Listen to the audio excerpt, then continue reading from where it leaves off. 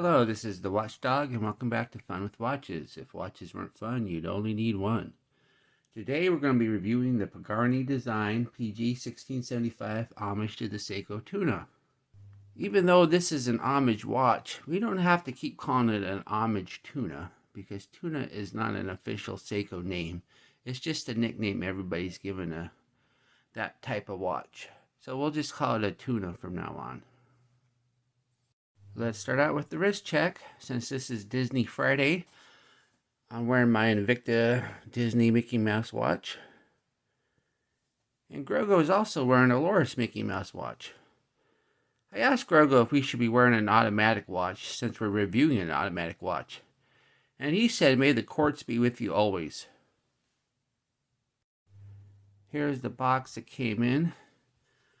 Pagrne Design has really upped their boxes. Let me show you the box from the Pagani Design No Time to Die homage. See, it's just a simple cardboard box. For this one is a nice hinged box. Once again, Pagani Design has changed their name to Pagrne Design. This is due to there's another company called Pagani Design that can sell stuff in different countries. It looks like not all of their watches are called Pagrne Design now, just some of them. Well, this is the watch. This one looks a lot like the Golden Tuna, but it's not made of gold. I'm not sure exactly what the material is that has this bronze-like color or not. I'm assuming it's some kind of coated stainless steel, but I'm not sure. There are two other colorways for this watch. There's one that has a steel shroud and a blue face. And there's another one that has a steel shroud and a black face with none of these gold colored accents. I chose the gold colored one. Once again, it's not really gold. I'm just calling it a gold color. It looks more like a bronze color. But I chose this one because it's the colorway that I like the most. Here's the unsigned warranty card.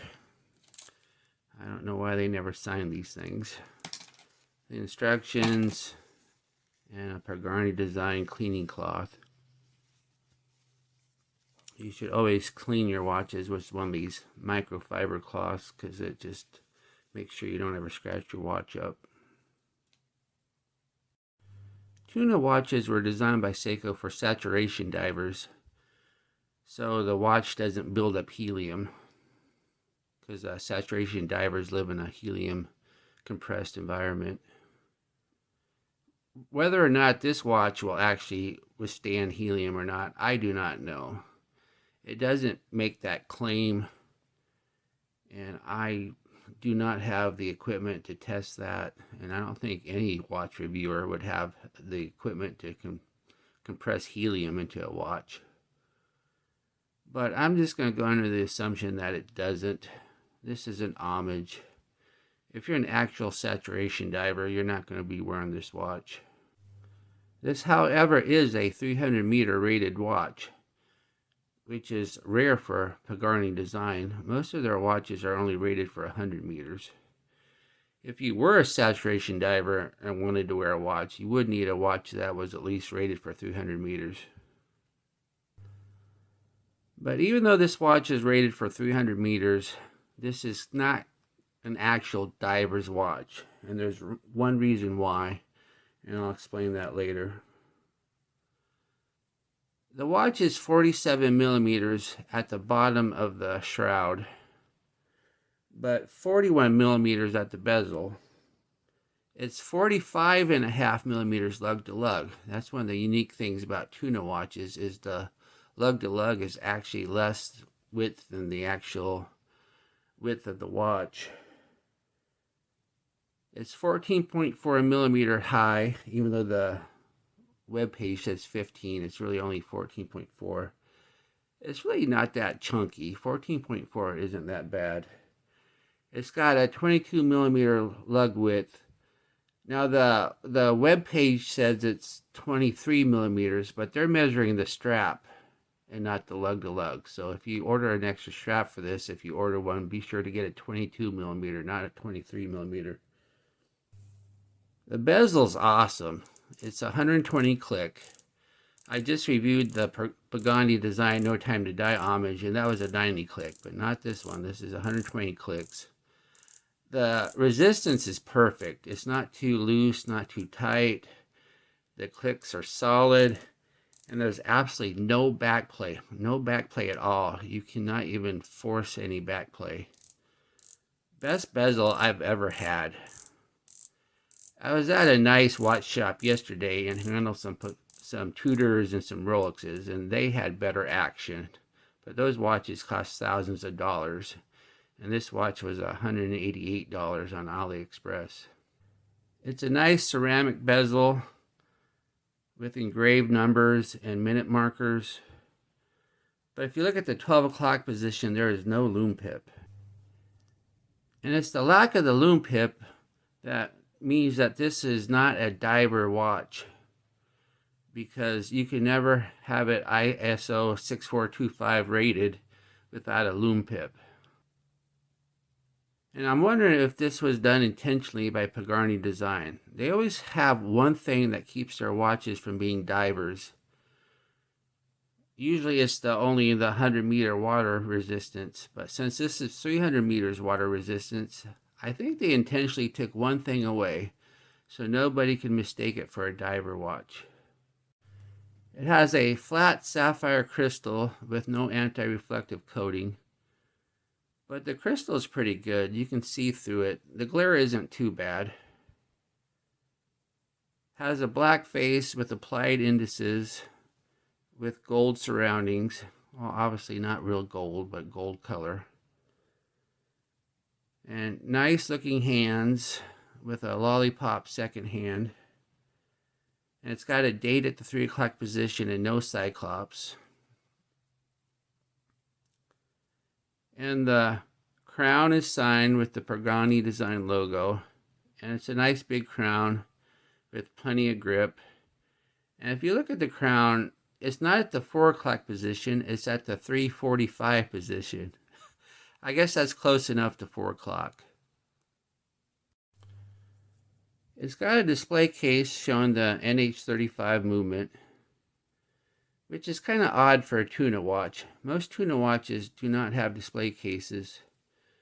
Most Seiko tunas don't have display cases because they are mainly quartz watches. There's very few automatic tunas made by Seiko.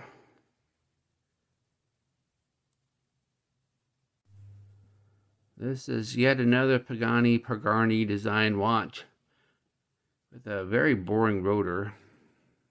I still think if you display the movement, you should dress up the rotor just a little bit. Even the Benyars I've been reviewing lately have a nicer looking rotor. The movement though is very accurate. When I first got the watch, it was running 7 seconds fast. And then I did another time graph this morning and it was running 6 seconds fast. So that's very good. It's always nice to have a movement that runs a little fast rather than a little slow because it's easier to set. If you want to set it to actual time, all you have to do is hack it, wait for time to catch up, and push the crown back in, and you're good.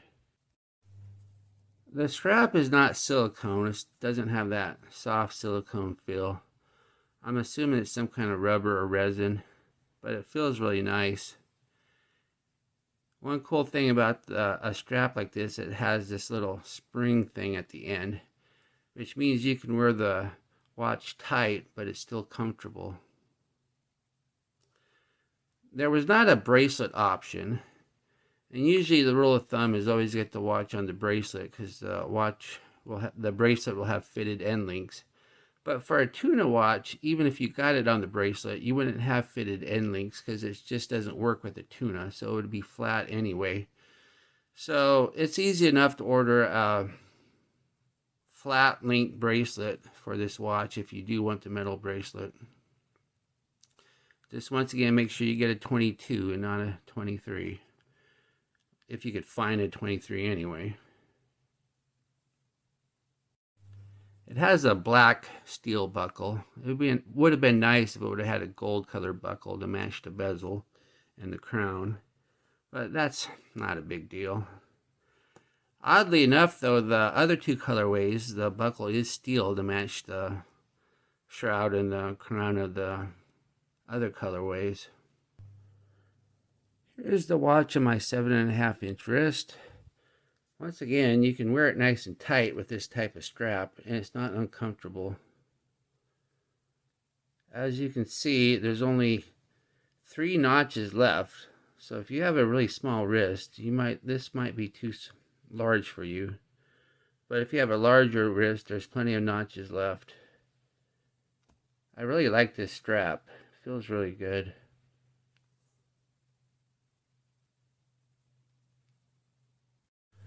Let's go ahead and check out the Lume. We don't have to go to the Lume room this time because it's early in the morning, so it's still dark out. So I should be able to just kill the lights in here, my studio.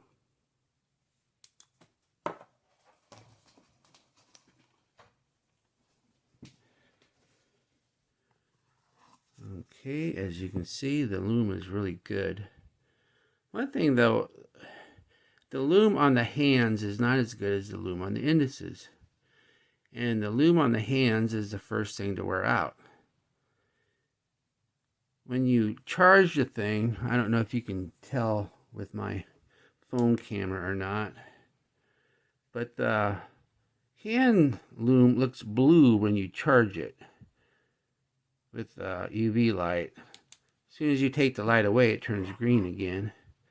So the hand Lume material is a different material. So if they're going to go for 2 different materials, I wish they would have put the better stuff on the hands and the other stuff and the not so good stuff on the indices, because what good is Lume indices if you can't see the hands? When I woke up in the morning, you could still see the Lume on the indices quite well, but you could barely make out the hands at all. And it's really disappointing that there's no Lume pip. I'm tempted to buy a Lume pip and super glue one on, but I'm sure I'd mess it up. Maybe I could go talk to my watch guy and have him do it so it would be perfectly centered. What do I like about this watch? Well, the watch looks great. It's awesome. Very solidly built. Has a nice color. I love the golden tuna look. I like the fact that it's got 300 meters of water resistance, where most Pagani designs only have 100. I could wear this to anywhere. Obviously, I don't dive, and you wouldn't dive with this watch anyway. But it's always better to have it and not need it than to need it and not have it. It's got great Lume. Nice, accurate, and H35 movement. It's just a great watch. I paid $188 for this, but I bought this when it first came out because I wanted to get a review out. If I would have just waited a few weeks, I could have bought it for $130 during the big AliExpress sale. Right now it's going for $150. And I really think the watch is worth $150. And once again, it has the best bezel and bezel action of any watch I've ever owned. It is just perfect and lines up just great too. What are my gripes and groans? Well, first of all, no Lume pip. That disqualifies this as a diver's watch, with or without ISO 6425 certification. And why is the hand Lume not as good as the indices Lume? And on a Tuna watch, I'd rather have a nice stainless steel case back rather than this display case back. However, gripes and groans aside, I highly recommend this watch. Thank you for watching my review. Be sure to like and subscribe to my channel. And hopefully I'll be back with a very exciting unboxing coming up. Bye.